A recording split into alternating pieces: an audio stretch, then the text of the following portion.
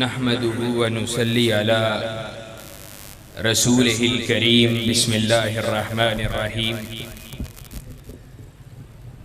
هو الذي أرسل رسوله بالهدى ودين الحق ليظهره على الدين كله. حضرات دی وقار، الحمدللہ آپ گزشتہ 3 روز سے ملک بھر سے آنے والے جید علماء کرام اور اہل الحدیث کی قیادت کو سماعت فرما رہے ہیں. میں چند لمحات آپ کے درمیان اپنے والد محترم ان کی فکر کو آپ کے سامنے رکھ کے آپ سے اجازت چاہوں گا. قبل اس کے کہ گفتگو کا آغاز کروں، ایک وضاحت کرنا چاہتا ہوں. الحمدللہ یہ کانفرنس، یہ اللہ کے فضل و کرم سے ہماری کانفرنس ہے، اور ہم اس بات کا ہمیشہ سے خیال رکھنے والے ہیں کہ جب کبھی بھی اور جہاں کہیں بھی کوئی وعدہ کریں تو اس وعدے کو ہر صورت اللہ کے فضل و کرم سے پورا کرنے کی کوشش کرتے ہیں.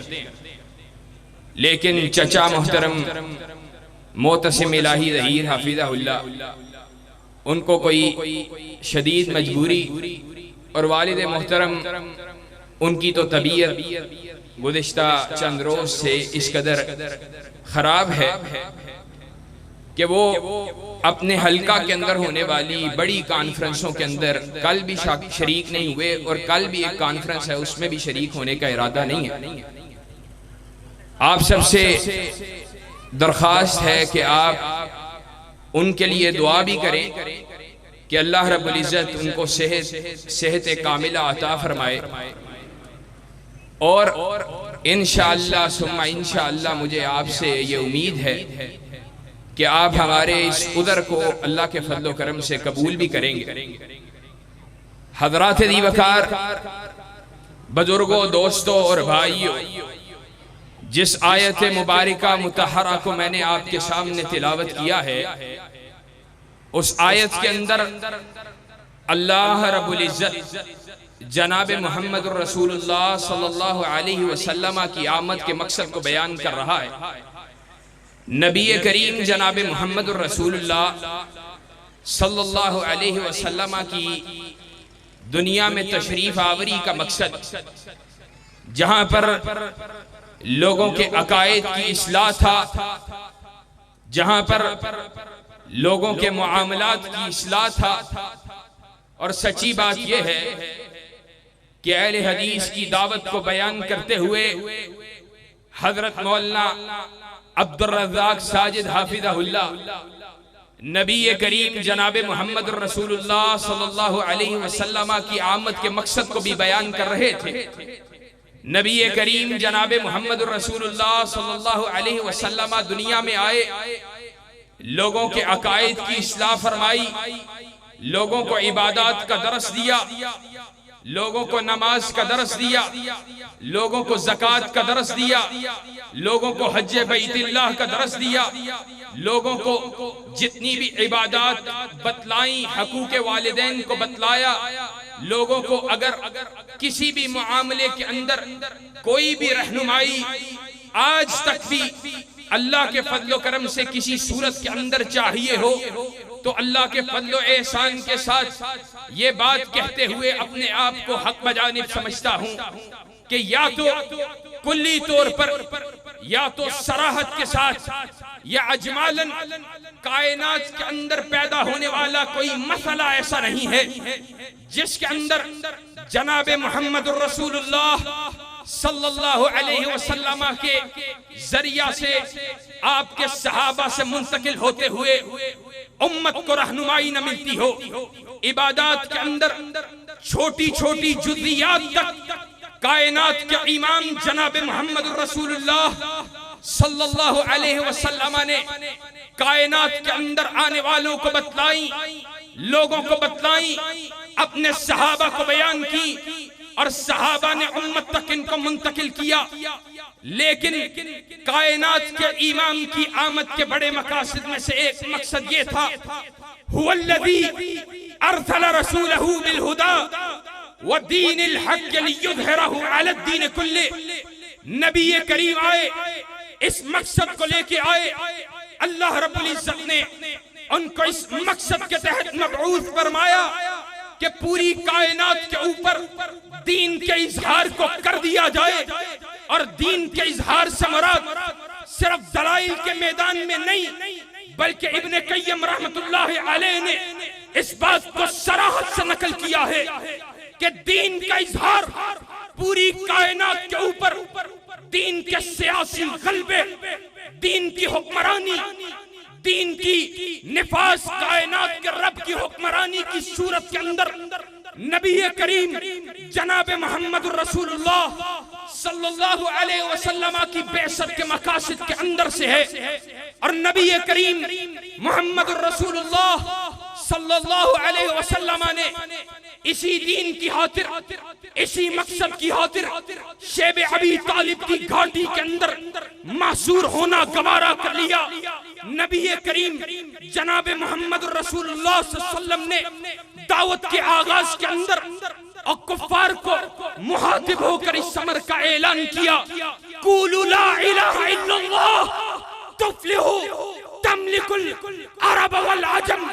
اور میرے سامنے موجود لوگوں، مجھے صادق و امین مانتے ہو، میری صداقت کی گواہی دینے والوں، میری امانت کی گواہی دینے والوں، قولوا لا الہ الا اللہ تفلحوا تملک العرب والعجم۔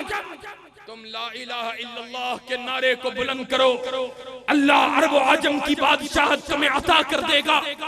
انہوں نے نعرے کو قبول نہیں کیا، اور پھر جنہوں نے نعرے کو قبول کیا، ہم نے اپنی آنکھوں سے دیکھا روم و ایران کی بڑی بڑی سلطنتوں کو اسلام کے سامنے گھٹنے ٹیکتے ہوئے دیکھا، نبی کریم کے صحابہ کے سامنے گھٹنوں کو زیر کرتے ہوئے دیکھا، روم و ایران کو اپنی بساط لپیٹنا پڑی۔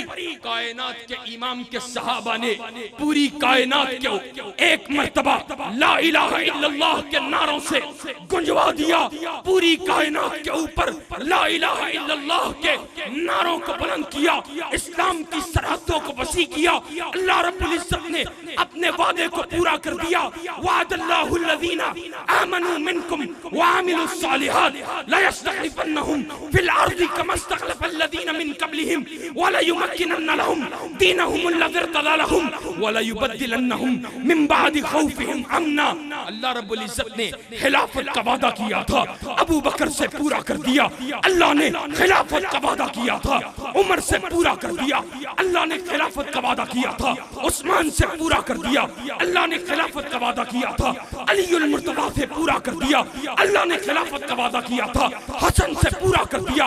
اللہ نے خلافت کا وعدہ کیا تھا، سیدنا امیر المومنین حضرت معاویہ سے پورا کر دیا۔ اسلام کی سرحدیں وسیع ہوتی رہی، خلافت کا صورت جگ کا چمکتا رہا، ڈگمگاتا نہیں رہا۔ لیکن آج کیا وجہ ہے؟ آج تمہاری کشتی وہ ڈاواڈول ہے۔ آج کیا وجہ ہے؟ تم ذلت سے دوچار ہو۔ آج کیا وجہ ہے؟ تم مسکنت کا شکار ہو۔ آج کیا وجہ ہے؟ اللہ نے تم سے اس عروج کو چھین لیا ہے۔ آج کیا وجہ ہے؟ اللہ رب العزت نے تم سے اس سعادت کو چھین لیا ہے۔ اس کی وجہ یہ ہے، ضربت علیہم الذلہ والمسکنہ وباؤوا بغضب من اللہ ذلک بانہم کانوا یکفرون بآیات اللہ۔ اللہ رب العزت نے یہود کے اوپر ذلت کو نازل کیا، مسکنت کو نازل کیا، یہود کو 40 برس تک زمین کے اوپر رسوا کیا۔ وجہ یہ تھی کہ انہوں نے کائنات کے رب کی آیات کو جھٹلانا شروع کر دیا۔ انہوں نے کائنات کے رب کی نافرمانی کے راستے کو پکڑ لیا۔ انہوں نے کائنات کے رب کے بھیجے ہوئے رسول کی نافرمانی کے راستے کو پکڑ لیا، اللہ رب العزت نے ان پہ ذلت کو نازل کیا۔ آج تم نے محمد رسول اللہ صلی اللہ علیہ وسلم کے بتائے ہوئے راستے کو ترک کر دیا، آج تم نے کائنات کے رب کی توحید کو ترک کر دیا، آج تم نے نفاذ اسلام کی طلب کو چھوڑ دیا، آج تم نے کائنات کے رب کے نظام کی طلب کو چھوڑ دیا، آج تم بھی ذلت کا نشان بن گئے۔ اگر تم چاہتے ہو ذلت کی اس چادر کو اتارنا چاہتے ہو، مسکنت کی اس اندھیری رات سے باہر نکلنا چاہتے ہو، کائنات کے رب کی توحید کے علم کو اٹھانا پڑے گا اور محمد الرسول صلی اللہ علیہ وسلم کی شریعت کے علم کو اپنے سینے سے لگانا پڑے گا، میدان میں نکلنا پڑے گا، اپنے گھر بار کو چھوڑنا پڑے گا۔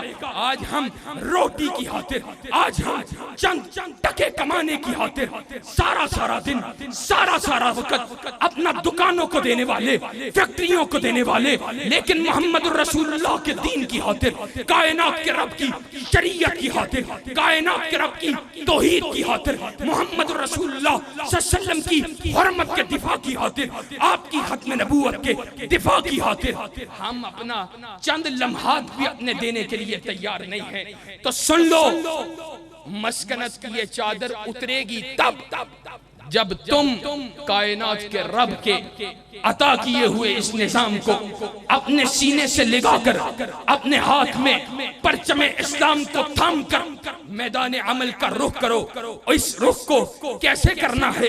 جیسے صحابہ کی جماعت نے کیا تھا، صحابہ نے قربانیاں دینا گوارا کر لیا، گردنوں کو کٹانا گوارا کر لیا، اپنے آپ کو شہید کروانا گوارا کر لیا۔ کائنات کے امام کے ساتھیوں نے اپنا سب کچھ قربان کر دیا، کائنات کے امام سے بشارتوں کو حاصل کرتے رہے، کائنات کے امام کے دین کی خاطر، کائنات کے رب کی توحید کی خاطر گردنیں کٹاتے رہے۔ انہوں نے اس راستے کو مال کی خاطر ترک نہیں کیا، عہدوں کی خاطر ترک نہیں کیا، لالچ کی وجہ سے ترک نہیں کیا۔ ان کو پتا تھا ہم اس نبی کے ماننے والے ہیں جس نبی سے جب کائنات کے رب کی توحید کے اندر شراکت کے لیے کفار نے مطالبہ کیا تھا، انہوں نے حسینہ، عرب کی حسینہ نکاح میں دینے کی لالچ دی تھی، امال اسباب کے ڈیر کائنات کے امام کے قدموں میں بچھانے کی بات کی تھی، کائنات کے امام کو مکہ کی سرداری دینے کی بات کی تھی۔ تو کائنات کے امام نے کہا تھا میرے ایک ہاتھ میں سورج رکھ دو، میرے دوسرے ہاتھ میں چاند رکھ دو۔ محمد رسول اللہ تب بھی کائنات کے رب کی توحید سے غداری کرنے والا نہیں ہے، توحید کو ترک کرنے والا نہیں ہے، دعوت توحید سے دستبردار ہونے والا نہیں ہے۔ صحابہ گردنیں کٹاتے رہے، عمار بن یاسر کائنات کے امام کے صحابہ، کائنات کے امام کی صحابیہ سمیہ دو ٹکڑوں میں تقسیم ہونا گوارا کر لیا۔ ایک ٹانگ کو ایک اونٹ کے ساتھ باندھا گیا، دوسری ٹانگ کو دوسرے اونٹ کے ساتھ باندھا گیا۔ ابو جہل بدبخت نے آپ کی شرمگاہ کے اوپر نیزہ مارا، اونٹوں کو مخالف سمتوں کی طرف ہانکا گیا، دونوں اونٹوں کو مخالف سمتوں کی طرف کھینچا گیا۔ سیدہ سمیہ کا وجود چرچرایا، دو ٹکڑوں میں تقسیم ہو گیا۔ کائنات کے امام نے کہا تھا صبر یا آل یاسر فإن موعدکم الجنہ، اے آل یاسر تم صبر کرو، میں تم سے کائنات کے رب کی جنت کا وعدہ کرتا ہوں۔ کائنات کے امام کے صحابہ گردنیں کٹاتے رہے، کائنات کے امام کے ساتھ لڑتے رہے، میدانوں کے اندر کائنات کے امام کے ساتھ جہاد کرتے رہے۔ کائنات کے امام کا صحابی ہے، کائنات کے امام کے ساتھ جہاد کے اندر شریک ہوا ہے، کائنات کے امام کے ساتھ، کائنات کے امام کے ساتھ اسلام کو قبول کرنے کے بعد کائنات کے امام کی ساتھ کو، کائنات کے امام کی مائیت کو اختیار کیا ہے۔ کائنات کے امام نے کہا اور اس کو مال دو، اس کے تالیف قلب کے لیے اسلام پہ پختہ ہو جائے گا۔ کہے کہتا کیا ہے؟ کہا اللہ کے رسول میں اس لیے تو اسلام کو قبول کرنے والا نہیں ہوں۔ کہا کس لیے اسلام کو قبول کرنے والے ہو؟ کہا میں بل جہتو اور میں ہاہنا، بلکہ اس لیے اسلام کو قبول کرنے والا ہوں کہ وہ تیروں اور تلواروں کو چلانے والے اپنے تیر کو چلائیں۔ محمد رسول اللہ کی صحابی کی اس جگہ کے اوپر تیر لگے، یہ کائنات کے رب کے راستے کے اندر شہید ہو جائے۔ کائنات کے امام کا کا صحابی غزوہ کے اندر شہید ہو جاتا ہے. کائنات کے امام نے اپنے صحابہ سے پوچھا جاؤ دیکھو فلاں شخص کہاں پر ہے. کائنات کے امام کے صحابہ نے اس شخص کو تلاش کیا. نیزہ تیر وہی لگا ہے جس جگہ پر اس نے کائنات کے امام کے سامنے اشارہ کر کے اس کا مطالبہ کیا تھا, اس کی تمنا کی تھی, شہادت کی آرزو رکھی تھی. کائنات کے امام کا صحابی ہے حنظلہ رضی اللہ تعالی عنہ کا نام ہے. کائنات کے امام کے دین کی خاطر, رب کی توحید کی خاطر جہاد کرتے ہوئے شہید ہو گیا ہے.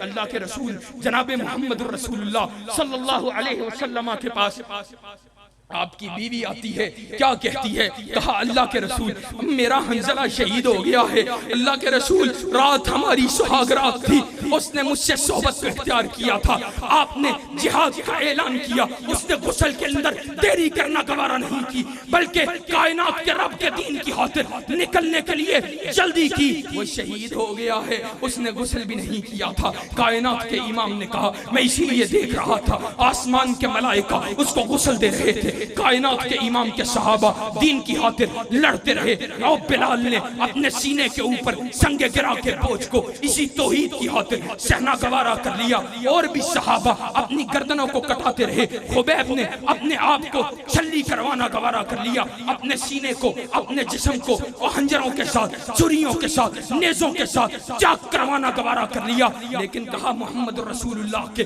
جسم میں کوئی کانٹا چبھے, پیر پہ کوئی کانٹا چبھے, حبیب کو یہ بات بھی گوارا نہیں ہے. اور یہ دین کی تاریخ, یہی تاریخ آگے بڑھتی رہی. ائمہ دین اپنی گردنیں کٹاتے رہے. ائمہ دین اسی دین کی خاطر, نبی کریم کی ایک ایک حدیث کی خاطر, دفاع دین کے لیے ایک ایک نبی کریم کی سنت کی خاطر گردنوں کو کٹاتے رہے. اپنے نبی کریم کی ایک ایک سنت کی خاطر کوڑوں کو سہتے رہے, تکلیفوں کو برداشت کرتے رہے. وہ امام مالک گدھے کی پشت کے اوپر بیٹھنا گوارا کر دیا, گدھے کی پشت کے اوپر بٹھایا گیا, چہرے کو کالا کیا گیا, وہ گلے کے اندر جوتے کے ہار کو ڈالا گیا, مدینہ کی گلیوں میں پھرایا گیا. من عرفنی فقد عرفنی ومن لم یعرفنی فانا مالک بن انس. جو مجھے جانتا ہے وہ تو جانتا ہی ہے, جو نہیں جانتا وہ سن لے. میں انس کا بیٹا مالک ہوں. لوگوں کو مارا گیا, شراب نوشی کے جرم میں مارا گیا, لوگوں کو مارا گیا, بد کرداری کے ارتکاب کے جرم میں مارا گیا, لوگوں کو مارا گیا, زنا کے جرم میں مارا گیا. مجھ کو مارا کیوں جا رہا ہے؟ محمد علیہ السلام, محمد رسول اللہ صلی اللہ علیہ وسلم اس کے دین کے ایک مسئلے کے اوپر استقامت کو اختیار کرنے کی وجہ سے مارا جا رہا ہے. احمد ابن حنبل کو اتنے کوڑے مارے گئے, اتنے کوڑے اس قدر زبردست انداز سے مارے گئے. مورخین لکھتے ہیں احمد ابن حنبل کو ایک کوڑا اس قدر زبر انداز سے پڑتا کہ اگر کسی ہاتھی کو پڑتا, ہاتھی بھی اتنی قوت کے باوجود عاجز آ جاتا. لیکن احمد ابن حنبل نے ہلکے قرآن کے مسئلے کے اندر معتدلی خلفاء کے ساتھ اظہار یکجہتی کو نہیں کیا ہے. علماء مل رہے ہیں, علماء دباؤ کا شکار ہیں. بعض بڑے بڑے ائمہ, بعض بڑے بڑے محدثین اس وقت باہر نہیں نکلتے ہیں. کیوں نہیں نکلتے ہیں؟ کہ اگر حق بات کہی تو پھر گردن کٹ جائے گی, اگر بات کو چھپایا تو کائنات کے رب کے دین کے ساتھ خیانت ہو جائے گی. احمد ابن حنبل للکارتا رہا, پکارتا رہا.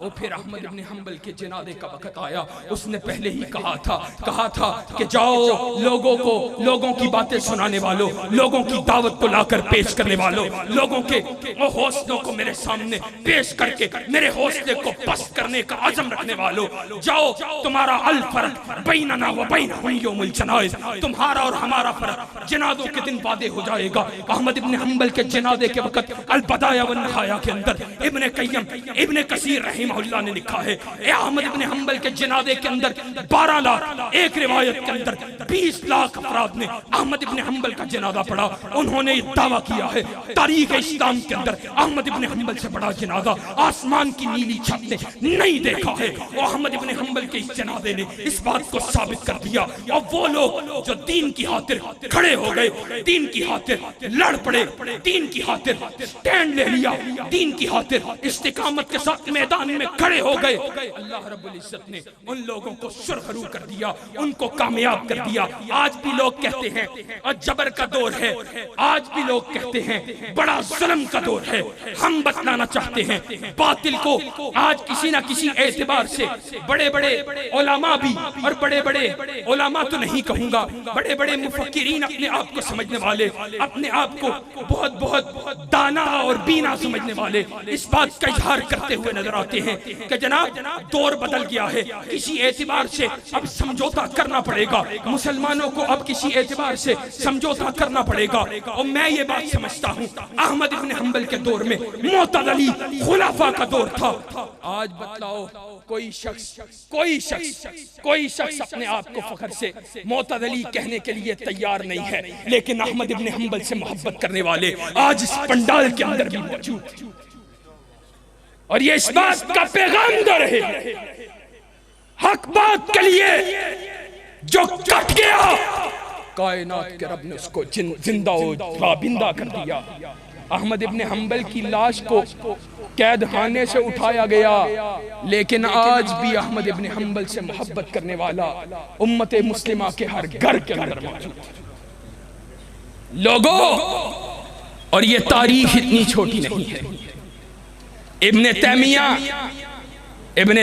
نے کہا اور لوگوں میرے دین کے اوپر نقب لگانے والوں، میرے ایمان کو کھینچنے والوں، لا یفارقنی حیثما کنت، میں جہاں کہیں بھی ہوں مجھ سے میرا دین علیحدہ نہیں ہو سکتا. احمد ابن حنبل کا یہ ماننے والا، یہ امام مالک کا ماننے والا، یہ صحابہ کی جماعت کی پیروی کرنے والا ابن تیمیہ، اس نے کس امر کا اعلان کیا؟ اس نے کہا جو بھی صدا میرے لیے کرو. میں کون ہوں؟ ان جنتی و بستانی فی صدری، میرا باغ میرے سینے کے اندر موجود ہے. سجنی حلوہ، اخراجی سیاحہ، قتلی شہادہ، اور مجھے قتل بھی کر دو، میں شہادت کی تمنا لیے سولی پر لٹکنا گوارا کر سکتا ہوں، لیکن نبی کے دین سے غداری کرنا گوارا نہیں. لوگوں، آج ہمیں بھی اسی حوصلے، اس عزم کی، اسی طاقت کی اور اسی فکر کی ضرورت ہے.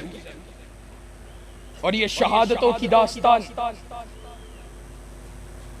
یہ استقامتوں کی داستان ابن تیمیہ تک رکی نہیں ہے. دور کی کیا بات کروں، برِ صغیر کے اندر سید احمد شہید اور شاہ اسماعیل شہید استقامت کی چٹانیں بن کر کہ اسماعیل شہید کی لاش کے اوپر شیر سنگھ اپنے گھوڑے کی سموں کو مار رہا ہے.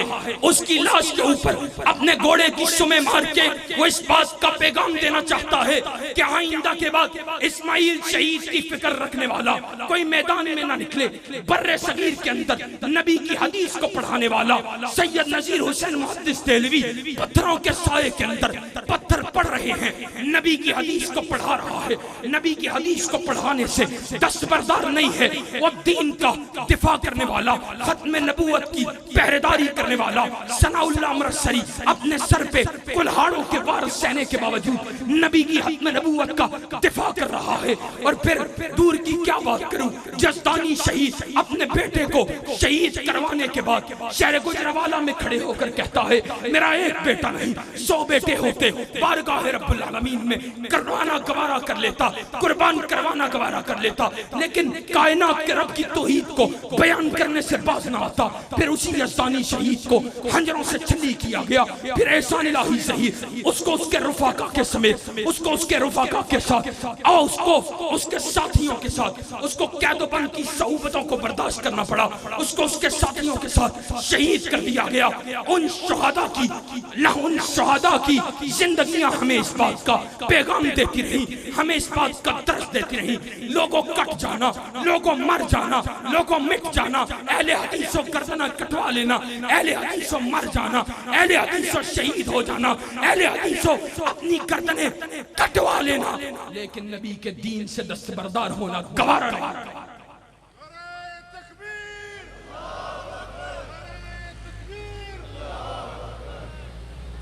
اور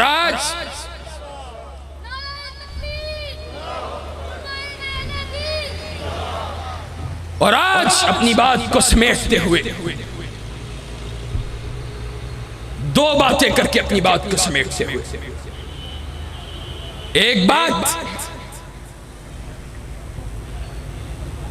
آج دین کا نام لیوا کوئی باہر نکلے، کوئی میدان عمل میں نکلے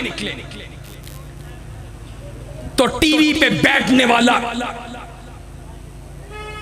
ٹکڑوں کے عوض صحافت کو بیچنے والا، وہ ٹی وی کی سکرین کے اوپر بیٹھ کر اور چار تجزیہ نگار بٹھا کر، اختلاف ہو سکتا ہے مذہبی جماعتوں سے، عقائد کے اندر،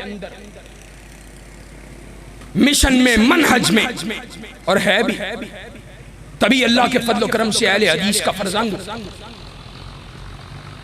لیکن بات کر رہا ہوں ان کی خیانت کی.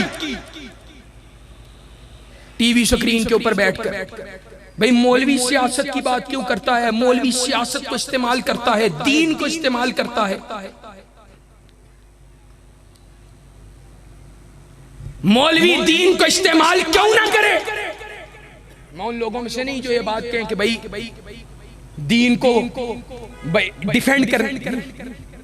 بھئی تمہارا کیا تعلق ہے؟ تم نہ شریعت کے تقاضوں کو جانتے، نہ کائنات کے امام، کائنات کے رب، اس کے عطا کردہ نظام کی افادیت کو جانتے. بھئی دین کا سیاست سے کیا؟ سیاست کا تعلق ان چوروں، لٹیروں، دین دشمنوں کے ساتھ. ہمارا اعلان کیا ہے؟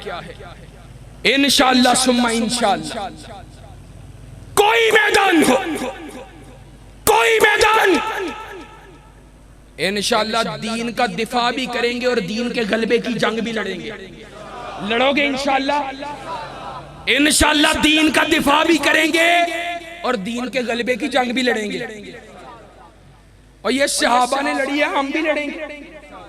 صحابہ کے ماننے والے ہیں، صحابہ نے گردنیں کٹوانا گوارا کر لی، ہم صحابہ کی عظمت کے دفاع کے لیے بھی گردنیں کٹانا گوارا کر لی. اور آخری بات جس پہ بات کو ختم کرنے جا رہا، انشاءاللہ ثم انشاءاللہ جس دین کی خاطر میرے اکابرین نے اپنی جانوں کا نذرانہ پیش کیا ہے، میں کوئی بڑک نہیں مار رہا، اسٹیج کے اوپر اہل حدیثوں اللہ کی قسم کھا کے کہتا ہوں، اور مزاج کے خلاف اللہ کی قسم کھا کے کہتا ہوں، اسٹیج کا کوئی حرص نہیں، واللہ العظیم اسٹیج کی کوئی لالچ، کوئی طمع، اس ویڈیو کی کوئی لالچ، کوئی طمع نہیں. میں وہ آدمی ہوں جو اپنی جماعت کے ان علماء کی جوتیوں کو اٹھانا اپنے لیے سعادت سمجھتا ہوں، اور علی وجہ البصیرہ کہہ رہا، کوئی تقریر چمکانے کے لیے نہیں، راتوں کو جاگ کر کائنات کے رب سے شہادت کو طلب کرنے والے. دین کو ہماری ضرورت پڑے، اور سچی بات ہے آج دین کو تمہاری اور ہماری ضرورت ہے. ہم دین کے دفاع کے لیے آج بھی اسی طرح اپنی گردنوں کو کٹانا اپنے لیے سعادت سمجھتے ہیں اور اپنے لیے خوش بختی سمجھتے ہیں کہ ہم اپنے اکابر کی طرح کائنات کے رب کے چہرے کے حصول کے لیے، کائنات کے رب کے رضا کے حصول کے لیے، کہ وَمِنَ النَّاسِ مَن يَشْرِي نَفْسَهُ ابْتِغَاءَ مَرْضَاتِ اللَّهِ کی تصویر بن کر کائنات کے دین، کائنات کے رب کے دین کی خاطر، نبی کریم کی شریعت اللہ الخالدہ کی خاطر اپنے آپ کو کائنات کے رب کے ہاں پیش کرنا اپنے لیے سعادت سمجھتے ہیں. انشاءاللہ دین کو تمہاری ضرورت پڑی، قربانیاں دینی پڑی، قربانیاں دینے کے لیے تیار ہو. دفاع ختم نبوت کے لیے، دفاع صحابہ کے لیے، حرمت رسول کے دفاع کے لیے، شعائر اسلام کے دفاع کے لیے، اہل حدیث اکابر علماء کے دفاع کے لیے اپنی جانوں کے قربانیاں دینے کے لیے تیار ہو، میدان عمل میں آنے کے لیے تیار ہو۔ انشاءاللہ شب گریزاں ہوگی آخر، جلوہ خورشید سے یہ چمن معمور ہوگا نغمہ توحید سے۔ وآخر دعوانا عن الحمدللہ رب العالمین۔